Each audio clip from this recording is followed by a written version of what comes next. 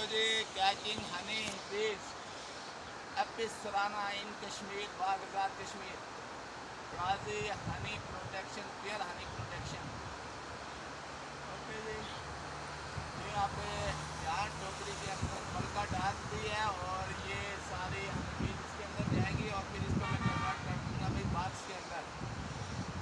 इस तरह की मज़ीद अच्छी अच्छी वीडियो देखने के लिए मेरे चैनल को लाइक सब्सक्राइब करें भाई और शेयर भी करें ताकि दूसरों को भी ये इंफॉर्मेशन मिल सके।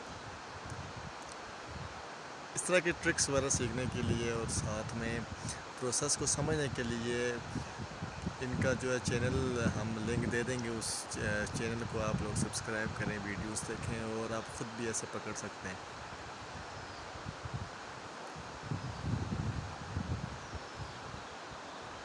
माशाल्लाह से प्रोसेस मेरे ख्याल से पूरा डन हो गया है। 80% हनी बीज चली गई हैं, अब बस थोड़ी सी रहती हैं तो वो साथ साथ वो भी हो जाएंगी इंशाल्लाह। माशाल्लाह ज़बरदस्त।